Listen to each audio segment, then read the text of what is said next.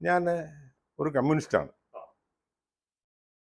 ഞാൻ ഒരു കമ്മ്യൂണിസ്റ്റായിട്ട് ജനിച്ച ആളല്ല.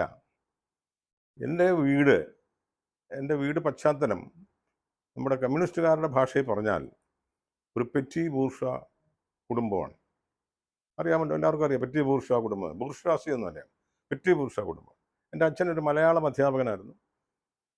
ഞങ്ങൾ പഠിച്ച് 9ാം ക്ലാസ്സിലോ ഒക്കെ എത്തുമ്പോഴാണ് ആദ്യത്തെ കേരളത്തിലെ കമ്മ്യൂണിസ്റ്റ് മന്ത്രിസഭയ്ക്കെതിരായിട്ട് വിമോചന സമരം ഉണ്ടാകുന്നത്. ആ മന്ത്രിസഭയെക്കുറിച്ച് നിങ്ങൾ ആർക്കും അറിയാൻ മേലാത്ത കാര്യമല്ല, എങ്കിലും പറയണം. ആ മന്ത്രിസഭയിൽ AR മേനോനും ജോസഫ് മുണ്ടശ്ശേരിയും VR കൃഷ്ണയ്യരും മന്ത്രിമാരായിരുന്നു. ഇവർ 3 പേരും കമ്മ്യൂണിസ്റ്റ് പാർട്ടി അംഗങ്ങളായിരുന്നില്ല. അവർ സ്വതന്ത്രന്മാരായിട്ട് നിന്ന് മത്സരിച്ച് 57-ലെ EMSൻ്റെ മന്ത്രിസഭയിൽ അംഗത്വം കിട്ടിയവരാണ്. അങ്ങനെ അംഗത്വം കിട്ടിയപ്പോൾ അത് അന്നത്തെ ആദ്യത്തെ സമ്മേളനം കൂടിയത് എറണാകുളം TDM ഹാളിലാണെന്ന് ഞാൻ പറഞ്ഞു കേട്ടിട്ടുണ്ട്. ഈ മന്ത്രിസഭ കൂടുന്നതിന് മുമ്പ്, നിയമസഭ കൂടുന്നതിന് മുമ്പ് ജയിച്ചവരുടെ സമ്മേളനം കൂടുന്നു.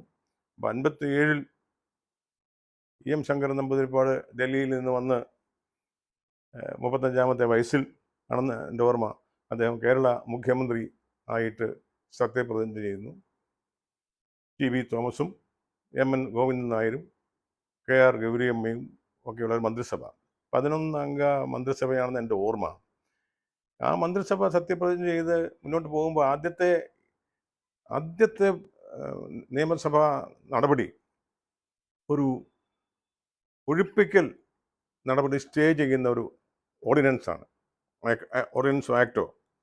അത് കുടികിടപ്പുകാരെ അല്ലെങ്കിൽ ഭൂമിയിൽ ഒരു വീടുള്ളവനെ ഒഴിപ്പിക്കാൻ പാടില്ല. സ്റ്റേ ഓഫ് എവിക്ഷൻ ആക്ട് എന്നാണ് തോന്നുന്നു.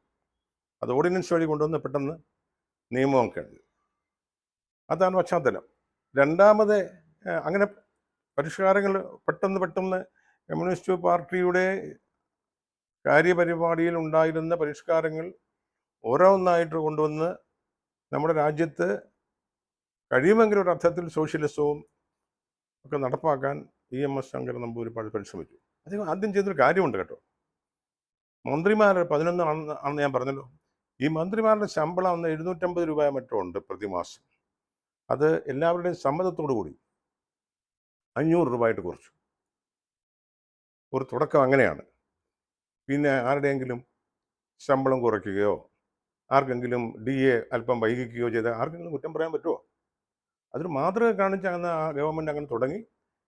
അങ്ങനെയൊക്കെ ആണെങ്കിലും ഈ ഗവൺമെൻറ്, കമ്മ്യൂണിസ്റ്റ് സർക്കാർ ലോകത്ത് ആദ്യമായിട്ട് ബാലറ്റ് പേപ്പർ വഴി അധികാരത്തിൽ വന്നത് കേരളത്തിലാണെന്ന് നമ്മളൊക്കെ അഭിമാനിക്കുന്നത് അങ്ങനെയൊന്നുമല്ല. വേറെ രാജ്യത്ത് ഉണ്ടായിട്ടുണ്ടെന്ന് EMS തന്നെ പറഞ്ഞ് എഴുതിയിട്ടൊക്കെ ഉണ്ട്. എങ്കിലും ഫലപ്രദമായി കേരള സംസ്ഥാനത്താണ് കമ്മ്യൂണിസ്റ്റ് പാർട്ടി അധികാരത്തിൽ വരുന്നത്. അതിന് കുറേയധികം സ്വതന്ത്രന്മാരുടെ പിന്തുണ, കമ്മ്യൂണിസ്റ്റ് സ്വതന്ത്രന്മാരാണ്, അല്ലാതെ വെറും വഴിയ കച്ചവടക്കാരായിട്ട് വന്ന സ്വതന്ത്രന്മാരല്ല. കമ്മ്യൂണിസ്റ്റ് ആദർശമുള്ള PR കൃഷ്ണയ്യരും ജോസഫ് മുണ്ടശ്ശേരിയും AR മേനനുമാണ്. ഒരാൾ ജയിൽ ഭരണം ഒക്കെ മന്ത്രി, വിദ്യാഭ്യാസ മന്ത്രി, ഇപ്പുറത്ത് ആരോഗ്യമന്ത്രി. അങ്ങനെ 3 പേരെ വെച്ചിട്ട് ബാക്കിയുള്ള മന്ത്രിമാരെ വെച്ചിട്ട്, ബാക്കിയുള്ളവർ മോശക്കാരാണോ? MN Govindan Nair, TB Thomas, KR Gauri, അങ്ങനെ തുടങ്ങിയിട്ടുള്ളതാണ്. അങ്ങനെ വളരെ മഹാന്മാരായിട്ട് പിൽക്കാലത്തും എന്നും ജനഹൃദയങ്ങളിൽ ജീവിച്ചിരിക്കുന്ന ശരിയായ കമ്മ്യൂണിസ്റ്റ് നേതാക്കന്മാർ തന്നെയാണ് ആ ഭരണം തുടങ്ങിയത്. ആ ഭരണം കൃത്യമായിട്ട് പാർട്ടിയുടെ പോളിറ്റ് ബ്യൂറോയും കേന്ദ്ര കമ്മിറ്റിയും ഒക്കെ അംഗീകരിക്കുന്ന നടപടി നടപ്പാക്കി തുടങ്ങിയപ്പോൾ ആഗോള വ്യാപകമായിട്ട് കമ്മ്യൂണിസത്തെ എതിർക്കുന്ന സാമ്രാജ്യത്വ ശക്തികൾ അതിന് ഭയപ്പെട്ടു. ഇങ്ങനെ പോയാൽ ഇന്ത്യ ഒട്ടാകെ അനധിവിദൂരമായ ഭാവിയിൽ കമ്മ്യൂണിസ്റ്റ് പാർട്ടി ഡെവലപ്പ് ചെയ്യും എന്നൊക്കെ ആളുകൾ ഭയപ്പെട്ടു. ഇതോടൊപ്പം അല്പം കഴിഞ്ഞിട്ടാണെങ്കിലും പശ്ചിമ ബംഗാളിൽ ഗവൺമെൻറ് നിലവിൽ വരുന്നു. ജ്യോതി ബാസുവിനെ പറ്റി നമുക്കൊക്കെ ഓർമ്മയുണ്ട്. 30 വർഷം ആണ് അദ്ദേഹം തുടർച്ചയായിട്ട് അവിടെ മുഖ്യമന്ത്രിയായിരുന്നത്. പിന്നീട് ത്രിപുരയിൽ വരുന്നു. അപ്പോൾ ഇതൊക്കെ വരുന്നതിനെ മുൻകൂറായിട്ട് കണ്ടുകൊണ്ട് തന്നെ കേരള സർക്കാരിനെ അട്ടിമറിക്കണം എന്ന് സാമ്രാജ്യ ശക്തികൾ തീരുമാനിച്ചതിൻ്റെ ഫലമായിട്ട് വിമോചന സമരം എന്നൊരു സമരം സംഘടിപ്പിച്ചു. അത് സംഘടിപ്പിച്ചതിൻ്റെ അധ്യക്ഷ പദം കോൺഗ്രസിനും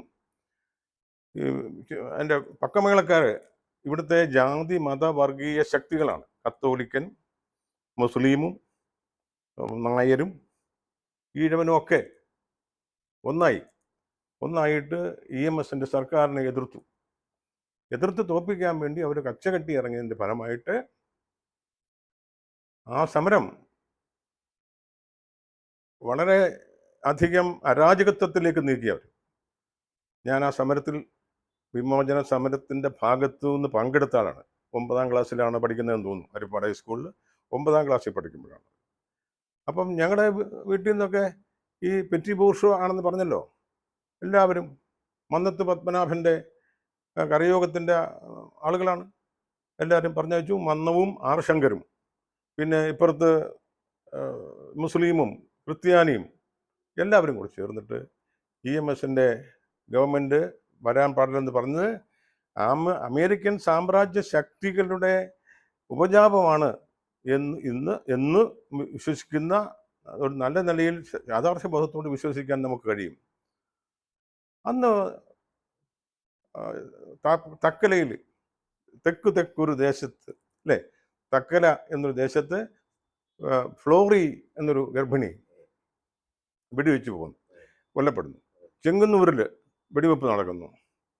അങ്കമാലി കല്ലറയിൽ ഞങ്ങളുടെ സോദരരാണെങ്കിൽ അല്ലേ, ആ കല്ലറയാണേ കട്ടായം, പകരം ഞങ്ങൾ ചോദിക്കും എന്നുള്ള മുദ്രാവാക്യമൊക്കെ വിളിച്ച് നല്ല ഓർമ്മയുണ്ട്. അങ്ങനെ വളരെ കലുഷിതമായ ഒരു സമരം നടത്തി ഈ രാജ്യത്തെ ക്രമസമാധാനം പാടെ തകർത്ത്, എന്നിട്ടും വല്ലതും നിയമസഭയിൽ ഭൂരിപക്ഷമില്ലാതായില്ല. അപ്പോഴാണ് ആദ്യമായിട്ട് ഇന്ത്യൻ ഭരണഘടനയുടെ 356 അനുച്ഛേദം ഉപയോഗിച്ച് ഇവിടുത്തെ അന്ന് വന്ന എന്തൊരു ഗവർണറാണ്, ഇപ്പോൾ ഗവർണറില്ല, ഇവിടുത്തെ ക്രമസമാധാനം ആകെ തകർന്നു പോയിരിക്കുന്നു, ഭരണഘടനാനുസൃതമായിട്ട് നമ്മുടെ സംസ്ഥാനത്തെ ഭരണം നടത്താൻ കഴിയാതെ വന്നിരിക്കുന്നു, അതുകൊണ്ട് ഈ മന്ത്രിസഭയെ പിരിച്ചുവിട്ടിട്ട് വേറെ ഭരണം ഏർപ്പെടുത്തണം, ഗവർണർ ഭരണം ഏർപ്പെടുത്തണം, അല്ലെങ്കിൽ അഡ്വൈസർ ഭരണം ഏർപ്പെടുത്തണം എന്ന് റിപ്പോർട്ട് വാങ്ങിച്ചിട്ട്, അന്ന് UN ധേവാറാണെന്ന് തോന്നുന്നു കോൺഗ്രസിൻ്റെ പ്രസിഡന്റ്, പാർട്ടി സെക്രട്ടറി അജയ് ഘോഷാണെന്ന് എൻ്റെ ഒരു ഓർമ്മ. എന്തായാലും അതിനൊക്കെ മുദ്രാവാക്യത്തിൽ നിന്നുള്ള ചില ഓർമ്മകളേ ഉള്ളൂ. ഇന്ദിരാഗാന്ധിക്ക് അനുകൂലമാക്കാൻ വേണ്ടി ധേവാർ ഒക്കെ പറഞ്ഞിട്ട് അവസാനം ഒരു സുപ്രഭാതത്തിൽ 59 ജൂലൈ മറ്റോ 59 ജൂലൈയിലാണെന്ന് ഓർമ്മ, കേരള സർക്കാരിനെ പിരിച്ചുവിടുകയാണ്. ആദ്യമായിട്ട് 356 അനുച്ഛേദം പ്രയോഗിച്ച് ഒരു തിരഞ്ഞെടുക്കപ്പെട്ട ഗവൺമെൻറ്റിനെ യാതൊരു കാരണവുമില്ലാതെ അസ്ഥിരപ്പെടുത്തി പുറത്തിറക്കി വിട്ടു.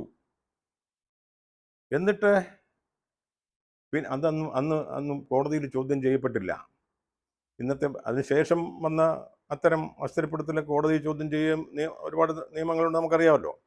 ഇതൊന്നും ആരും ചോദ്യം ചെയ്യാൻ അന്ന് കഴിഞ്ഞിട്ടില്ല. അല്ലാതെ തന്നെ അടുത്ത തെരഞ്ഞെടുപ്പ് പെട്ടെന്ന് വരികയാണ്. 60 തന്നെ ആണെന്ന് തോന്നുന്നു അടുത്ത തെരഞ്ഞെടുപ്പ് വരുന്നു. അപ്പോൾ NS കൃഷ്ണപിള്ള എന്ന ഒരു കോൺഗ്രസ് നേതാവാണ് ഞങ്ങളെ ഹരിപ്പാട് മത്സരിക്കുന്നത്. അദ്ദേഹത്തിൻ്റെ തെരഞ്ഞെടുപ്പ് പ്രചരണത്തിന് എൻ്റെ അടുത്തുള്ള പ്രൈമറി സ്കൂളിൻ്റെ അടുത്തുള്ള വയലിൽ, ഈ വേനൽക്കാലത്ത് വയലിൽ വെള്ളം ഉണ്ടാവില്ലല്ലോ, ഒരു സദസ്സിലാണ് എൻ്റെ ആദ്യത്തെ രാഷ്ട്രീയ പ്രസംഗം തന്നെ. ഞാൻ കോൺഗ്രസ്സുകാരനായിട്ടല്ല, കോൺഗ്രസ് സമ്മേളനത്തിലാണ് ഞാൻ ആദ്യം വോട്ട് പിടിച്ച് പ്രസംഗിച്ചത്. അത് ഇപ്പോഴും അവിടെ ആ സ്ഥലത്ത് ഭൂരിപക്ഷം കോൺഗ്രസ്സുകാരാണ്. രമേശ് ചെന്നിത്തലയാണ് അവിടുത്തെ MLA, അടുത്ത മുഖ്യമന്ത്രി അദ്ദേഹം ആകാൻ വേണ്ടി NSS നേതാവിനെ കഴിഞ്ഞ ദിവസം അദ്ദേഹം പോയി കണ്ടിരിക്കുന്നു. എന്നിട്ട് നല്ല ആത്മവിശ്വാസത്തോടു കൂടി അദ്ദേഹം തന്നെ വരും. എല്ലാ സമുദായ നേതാക്കന്മാർക്കും പറയാൻ അധികാരമുണ്ടെന്ന് അദ്ദേഹം പറയുന്നു. അന്ന് മന്നവും ശങ്കരനും ആയിരുന്നെങ്കിൽ ഇന്ന് സുകുമാരൻ നായരും വെള്ളാപ്പള്ളിയാണ്. അത്രയുള്ള വ്യത്യാസം. അന്ന് R ശങ്കർ എന്നുള്ള ഒരാൾ, അത് കോൺഗ്രസിൽ തന്നെ ഉള്ള ആളാണ്. മന്നം ശങ്കര വീരന്മാർ എന്നാണ്. ഇന്നിപ്പോൾ നമുക്ക് ഒരു വശത്ത് സുകുമാരൻ നായരും, മറുവശത്ത് വെള്ളാപ്പള്ളിയാണ്. അപ്പം മറ്റ് സമുദായങ്ങളും അല്ല, മറ്റെല്ലാ സമുദായങ്ങളും EMSൻ്റെ സർക്കാരിനെതിരായിരുന്നു. ഒരു സമുദായത്തെയും അദ്ദേഹത്തിൻ്റെ നിലപാട് രാജേന്ദ്ര മൈതാനത്തൊക്കെ ആ കാലത്ത് വന്ന് പ്രസംഗിക്കുമ്പോൾ, പിൽക്കാലത്തും അക്കാലത്ത് രാജേന്ദ്ര മൈതാനത്തെ EMSൻ്റെ പ്രസംഗം ഞാൻ കേട്ടിട്ടില്ല. പിൽക്കാലത്ത് 67 വീണ്ടും അധികാരത്തിൽ കമ്മ്യൂണിസ്റ്റ് വന്നു. ഈ അന്നത്തെ രണ്ടാമത്തെ തെരഞ്ഞെടുപ്പിൽ പോയി. 65 ഒരു തിരഞ്ഞെടുപ്പുണ്ടായി. 65 തിരഞ്ഞെടുപ്പിൽ എല്ലാ രാഷ്ട്രീയ കക്ഷികളും ഏകദേശം ഒറ്റയ്ക്കൊറ്റയ്ക്ക് മത്സരിച്ചു. ആർക്കും ഭൂരിപക്ഷം കിട്ടിയില്ല. മഹത്തായ കോൺഗ്രസിന് 9 സീറ്റാണ് കിട്ടിയത്. കമ്മ്യൂണിസ്റ്റ് പാർട്ടിക്ക് 35 മറ്റോ സീറ്റ് കിട്ടി. പക്ഷേ അത്രയും സീറ്റ് പോരാ, മന്ത്രിസഭ ഉണ്ടാക്കാൻ അത്രയും സീറ്റ് പോരാ. ഇവിടെ 30 സീറ്റ് കിട്ടിയാൽ മന്ത്രിസഭ ഉണ്ടാക്കുമെന്ന് പറയുന്ന ആളുകളൊക്കെ ഉള്ള കാലഘട്ടത്തിലാണ് ഇപ്പോൾ. ഞങ്ങൾ കച്ചവടം ചെയ്ത് വാങ്ങിച്ചോളാം എന്നായിരിക്കും അവരുടെ ആഗ്രഹം. പക്ഷെ അന്ന് അത്രത്തോളം കമ്മ്യൂണിസ്റ്റുകാർ അത്രത്തോളം ഒന്നും വിചാരിച്ചിട്ടില്ല. 35 സീറ്റ് കിട്ടിയിട്ട്, അന്ന് നല്ല ഓർമ്മ, കിട്ടിയിട്ടും മന്ത്രിസഭ ഉണ്ടാക്കുന്നതിനെ പറ്റി ആഗ്രഹിച്ചില്ല. ആരെയും വിലയ്ക്ക് വാങ്ങിയില്ല. അന്ന് അസംബ്ലി കൂടാതെ ഒരു തിരഞ്ഞെടുപ്പ് കഴിഞ്ഞതിന് ശേഷം അസംബ്ലി സമ്മേളിക്കാതെ അവസാനിച്ചു കാര്യങ്ങൾ. അതിന് ഒരു പശ്ചാത്തലമുണ്ട്. കോൺഗ്രസിൽ തന്നെ ഭിന്നിപ്പുണ്ടായി. കോൺഗ്രസിൻ്റെ PT ചാക്കോയും ഒക്കെ പിണങ്ങിയൊക്കെ ഇരിക്കുന്ന കാലം കൊണ്ടാണ്. എന്തായാലും അതിനുശേഷം 67 വീണ്ടും അപ്പോൾ ഈ 65 മന്ത്രിസഭ കൂടിയില്ലെങ്കിൽ ഉടനെ തന്നെ അഡ്വൈസർ ഭരണമാണ്, ഗവർണർ ഭരണമാണ്.